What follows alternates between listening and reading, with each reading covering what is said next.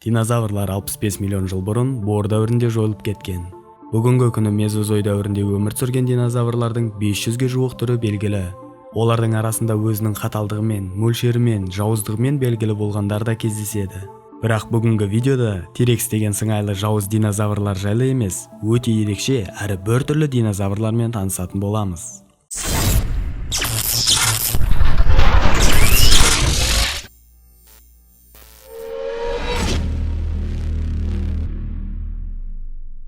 Сәлем құрметті көрермен, Шакамуроның арнасына қош келдің. Менің арнамды көптен бері көріп келе жатқан көрермендер лүпілді басып қойғанда шығар. Ал сіз бұл арнаға жаңадан қосылған болсаңыз, тіркеліп, қолдау ретінде лүпіл басып қоюыңызды сұраймын. Сонда сіз алда шығатын қызықты деректерді жіберіп алмайсыз. Үлкен рахмет. 154 миллион жыл бұрын қазіргі Қытай аумағында тарихтағы ең ерекше динозаврлардың бірі өмір сүрген. Бұл Эпидексиптерикс. Оның аяқ қолынан бастап алдыңғы тістеріне дейін өте ерекше әрі оғаш болған. Ал көлемі бар жоғы кептермен тең. Ол заманда Эпидексиптерикс мекен еткен орманда өте қауіпті жыртқыштар көп болған. Сол себепті ол осал олжа еді. Бірақ оның қуанышына орай өте мықты қабілеті болды. Ол ағаштарда өрмелей алатын. Міне сол қабілет оларға тірі қалуға септігін тигізді. Эпидексиптерикс жайлы барлық дерек 2008 жылы таста қалған қаңқасы арқылы белгілі болды. Оның қол аяғындағы саусақтары мен тырнақтарына қарай отырып, ол ағаш басында өмір сүрді деген тұжырым жасалды. Ортаңғы саусағы арқылы ағаш қабықтарын ақтарып, жәндіктермен қоректенеді. Ең сүйікті тағамы ағаш құрты болған. Кейде тапқан азығы үшін өзінің қандастарымен қырық пышақ болып, қырылысуға да тура келген. Артқы құйрығы биіктікте тепе-теңдік сақтау үшін және қарсыласын қорқыту үшін қолданылды. Оған қоса оның артқы құйрығы қыздардың көңілін аудару үшін де қолданылған болуы мүмкін. Өйткені ол әртүрлі түстес әрі әдемі болған. Сол заманнан жануарлар қызғымар болған екен ғой. Қанша жерден құйрығы әдемі болғанына қарамастан, басқа жыртқыштар оларды еш қиындықсыз азық ететін еді. Тағы бір оғаш динозавр болып микрораптор саналады. Ол да ағаштарда өрмелеп, мына кесіртке сияқты кішкентай жануарлармен қоректенген. Микрораптордың қаңқа қалдықтарының керемет сақталғаны, оның қандай болғанын елестетуге жақсы көмектеседі. Оның тырнақтары мен 1 метрлік бойы ағаш арасында аңшылық жасауға өте қолайлы болды. Бірақ бұл кесіртке қарапайым емес, ол әуеде қалықтай алады. Соның арқасында кесіртке жыртқыштан құтылды деп ойласаңыз, қателесесіз. Өйткені микрорапторда қалықтай алатын болған. Тастағы қалған қаңқа қалдықтары оның алдыңғы аяқтарында қанаттың іздері бар екенін жақсы көрсетеді. Осы қанаттары толыққанды ұшуға жарамаса да, биіктен секіріп ұзақ уақыт қалықтап аңшылық жасауға өте қолайлы болған. Бірақ ол мекен еткен Қытай аумағындағы ормандарда ұша алатын жалғыз жыртқыш болмаған. Бұл синорнитозавр. Ол мен аңшымын деп жүрген микрораптордың өзін олжаға айналдырып жібере алатын еді. Бұл екеуі де ағаштан секіріп қалықтауды жақсы меңгерген. Микрораптор ағаштан ағашқа секіріп синорнитозаврға қарағанда жақсы ұшқанымен, көп ұзамай ол биіктікті жоғалтып, жерге түсуге мәжбүр болатын. Ал жерде бәрі керісінше. Синорнитозавр жақсы жүгіреді. Ал микрораптор болса тұсауы кесілмеген баладай. Соған қарамастан жақын жердегі ағашқа микрораптор бірінші болып жетсе, аман қалуға деген мүмкіндік артады. Енді олжасынан айырылған синорнитозавр ұзақ уақытқа аш қалады деп уайымдамаңыз. Өйткені оның тағы бір өте қауіпті әрі ешкімде жоқ қабілеті бар. Синорнитозавр улы динозавр. Әрине, бұған сену өте қиын. Зерттеулер оның тістерінде жылан сияқты у шығаруға арналған із бар екенін көрсеткен. Және ол тістердің үстінде у бездері орналасатын орында бар. Бұл дегеніміз біздің жер шарымызда қалықтай алатын улы динозаврда мекен еткен деген сөз. Жыланның уы, қыранның қанаты, страустың аяғы бар болған бұл жыртқыш сөзсіз өте қауіпті болған.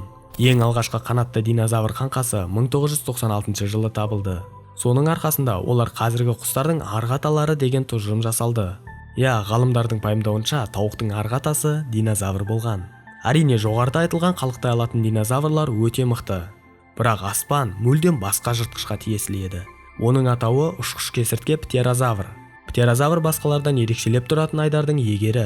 Басындағы бұл алып айдар ұшу бағытын қадағалауға арналған. Соның арқасында олар әуеде лезде бағытын өзгерте алады. Кей ғалымдардың пайымдауынша птерозаврлар ұшып қана қоймай, су бетінде қалықтай алған деп есептейді. Қанаттары су бетінде тепе-теңдікті сақтаса, айдарлары желкен қызметін атқарған. Бүгінгі күні де үйректер мен аққулар жүзу барысында қанаттарын ашып, желкен ретінде қолданады. Түрі өте ерекше болатын тағы бір динозавр стегозавр деп аталады. Оның арқасында өте таңғаларлық үшбұрышты пластиналар орналасқан. Оның қандай мақсатта пайдаланылғаны әлі белгісіз. Мүмкін қарсыласын қорқыту үшін. немесе әдеттегідей аналық динозаврларды қызықтыру үшін бе? Тағы бір айта кететін жағдай, стегозаврлардың қаңқасын әрқашанда камтозаврдың қаңқасымен бірге тапқан. Ғалымдар осы ерекшелікке қарай отырып, бұл екі бөлек динозавр түрі бірігіп өмір сүруді үйренген деп тұжырым жасаған. Олардың бірігуінің себебі басқа жыртқыштар болған. Стегозавр өзінің құйрығындағы тагомайзер деп аталған қаруы болғандықтан қорғаушы қызметін атқарған. Өз кезегінде ешқандай қарусыз, мөлшері кішкентай болған камтозаврлар өте ақылды әрі алысты жақсы көретін болған. Міне осылайша камтозавр күзетші болып қауіп төнгенде дауыс шығарса, ал стегозавр қорғаушы болып бір-біріне көмек көрсеткен. Ол кезде олардың ортақ қарсыласы аллозавр еді. Оның салмағы 1,5 тонна, ал басты қаруы өткір тісі. Тарихтағы ең жау жыртқыштардың бірі. Ол стегозаврдың қорғауынан байқатпай өтіп кеткен күнде де камтозаврға жете алмауы мүмкін еді. Сол кезде аш қалмауды ұйғарған аллозавр стегозаврға шабуыл жасауды ұйғаруы мүмкін. Бірақ стегозаврда анау-мынау біреу емес, құйрығын әрі-бері бұлғаңдатса, аллозаврдың жағын айырып жібереді. Әрине, бұның бәрі Шакамуроның айтып отырған ертегісі деп ойлауларыңыз мүмкін. Бірақ осындай шайқастар расында орын алғанын палеонтологтар дәлелдеп шықты. 2005 жылы табылған стегозаврдың арқа пластинасында жарақат болған. Тістен қалған бұл өздің орны аллозаврдың жағының мөлшеріне сай келеді. Одан да таңғаларлығы аллозаврдың қабырғасындағы жарақат. Ол жарақат стегозаврдың құйрығымен жасалған. Соққының мықты болғаны соншалық аллозаврдың қабырғасын тесіп өткен. Сондықтан да бұл деректі фильм шындыққа жанасуы мүмкін. Ал бұл динозавр айдаһарға ұқсас. Атауы да соған сай. Дракорекс. Әрине, түрі өте керемет, бірақ ол таза топас болған. Миы да соған сай тым кішкентай. Ал бас сүйегі өте қалың. Осының барлығы қарсыласымен бас соғыстырып, кішкентай миының шайқалмауына септігін тигізді. Осындай бас сүйегі қалың динозаврларды пахицефалозаврид деп атаған. Оған қоса ғалымдардың тағы бір тұжырымы бойынша, осындай бас сүйектер ұрғашы динозаврларды қызықтыру үшін де қолданылған деп есептейді. Неме бәлі бәрі келіп қыздарға тіреле береді осы. 75 миллион жыл бұрын жер бетін жыртқышқа жем болмас үшін қулықты қолданатын динозавр мекендеген. Ол ерте кездегі ең күрделі байланыс орнату тәсілін қолданған. Алдарыңызда паразауролов. Көп тонналы шөп қоректі бұл динозаврдың еш қорғаныс құралы болмаған.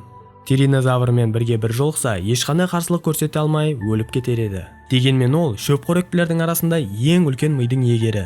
Оған қоса керемет есту қабілеті бар. Ешқандай қалқаны, азу тісі, өткір тырнағы болмағанымен, оның өте ерекше бас сүйегі бар. Жыртқыштың келе жатқанын өзінің керемет есту қабілетінің арқасында біліп, қатты айқайға салады. Міне сол айқай басындағы айдар ішіндегі тесіктермен өтіп, одан да қатты дыбысқа айналады. Ол дыбыстар әр динозаврда әртүрлі. Соны естіген басқа динозаврлар көмекке келіп, жыртқышқа қарсы барлығы бірігіп айқай салады. Олардың дауыстарының мықты болғаны соншалық, Димаш Құдайберген шетте тұрып шапалақ ұрар еді. Ол өте қатты дыбыс қарсыласының құлағын жарып, миына жетеді. Әрине, сіздер түсініп тұрғандай, олар бұл дыбысты жұптасу маусымында да қолданған болуы мүмкін. Тағы бір ғажап динозаврдың атауы амаргозавр. Оның арқасында екі қатар түйреуіштер болған.